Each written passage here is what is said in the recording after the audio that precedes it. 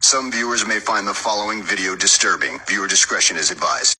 After Sharon would have her son Michael, it's not really sure how long that Warren would actually watch Michael, but at some point Sharon and Warren would get help from a babysitter by Michelle Couples.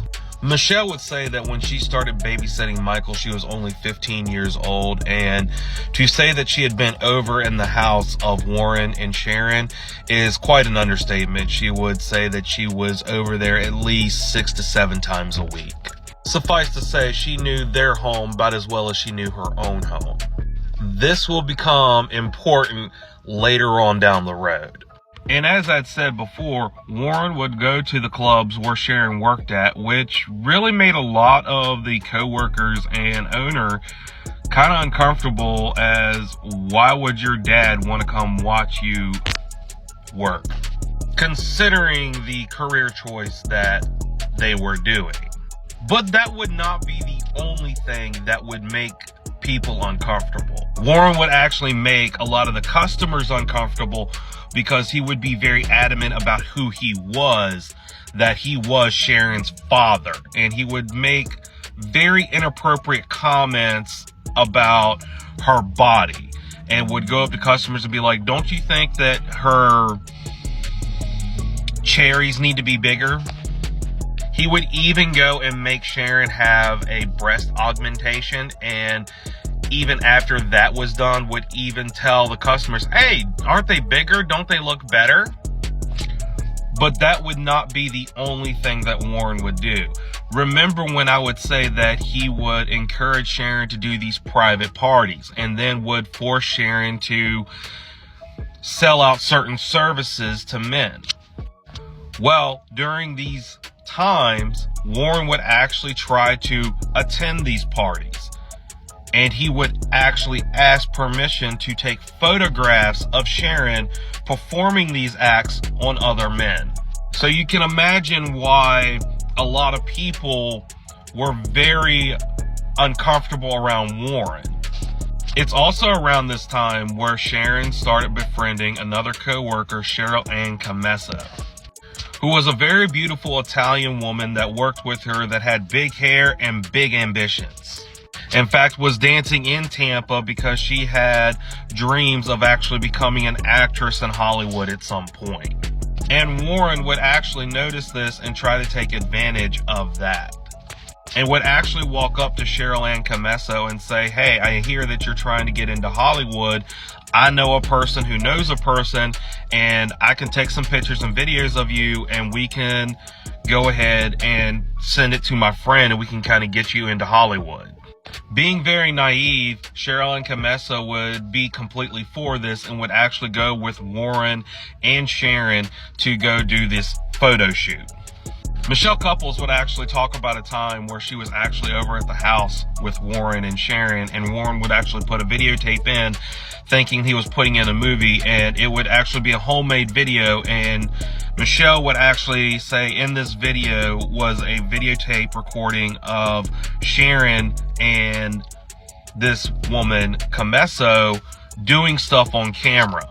Warren would just immediately take the tape out and goes, don't you ever talk about that. We don't talk about that. And where Michelle would actually try to just rush home as soon as possible, because at this point she knew Sharon's father had a tape of his daughter having schmecks with another woman. It said after this little videotape would go down, Cheryl Ann Camesso and Warren would really be up in arms. And Cheryl would not talk about what happened on that night, but co-workers would say you could just tell something really bad went down that night.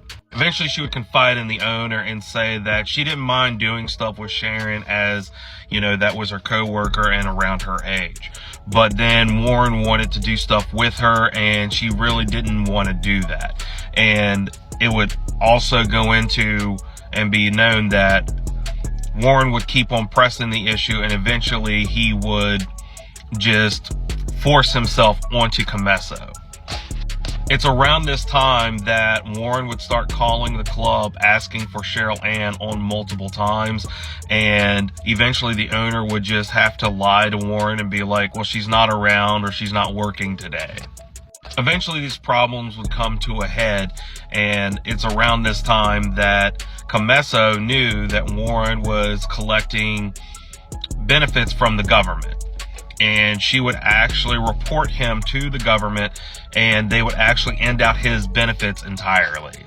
And of course, because it took away Warren's money, he was not a happy camper, and he would actually come into the club and wait for Comesso to get off work, where a screaming match ensued between Comesso and Warren. The owner would eventually have to come out and kind of stand in between Comesso and Warren, who was in his truck at the time. And Warren would begin screaming and cussing at the owner and Comesso, and around this time, Warren was also threatening to unalive Cheryl Ann Comesso. In fact, when the owner would try to deter Warren from doing anything, Warren would begin revving up his truck and trying to scare not only Comesso but the owner herself. Eventually, Cheryl Ann Comesso would actually get into her Corvette and leave off, and Warren and Sharon would actually follow suit. The owner would say that they never saw Cheryl Ann Comesso after that altercation, and after that altercation in general, there became less and less of Sharon and Warren coming around to the club. Eventually, it became so less, and once again, they never heard of Sharon or Warren at that point again. It's around that time that Warren would actually go over to Michelle Couples' house and would hand her a key and would say, I have some people coming over to look at the house for a little bit. Could you hand them the key? They're supposed to fix some things around the house. Michelle would do as they asked, and someone would actually come around to do something around the house. They would fidget around. They would walk out. They would flick out a cigarette bud and drive off. And within a matter of seconds, the house would actually explode into flames. Michelle Couples to this day believes that either that night the person that came to the house and when it exploded was either Warren Marshall, or he had actually paid someone to blow up their home. That is because at the time Warren Marshall and Sharon and Michael had all grabbed their belongings, put it in the truck, and started headed down their way to Oklahoma City. But they would not be alone.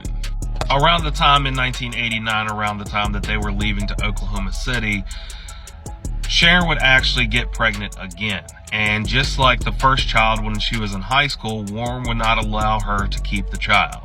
So he would actually drive off to New Orleans to where she could have the baby and give it up for adoption.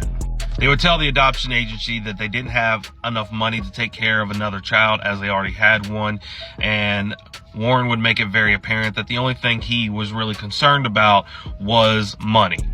So they would contact a family and they would actually adopt the child that Sharon would have.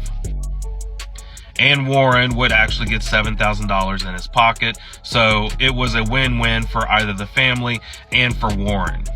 And they would continue on their way to Oklahoma City. And it said before getting into Oklahoma City, they would actually stop at a cemetery. And they would come across 2 tombstones. And Warren would say, we need to change our names again because, you know, people already know who Warren and Sharon Marshall is. So we need to change things up. And Sharon would come across a tombstone that said Tanya Tadlock. And Warren would come across a tombstone that said Clarence Hughes. They would change their identity yet again, and this is around the time that not only did she go under Tanya Tadlock and Clarence Hughes, but they would also go in and instead of telling people that they were father and daughter, they would just go off as husband and wife. Which leads us up to where we was when we first started this story, but it is far from over, as this story didn't have a conclusion for another 18 years.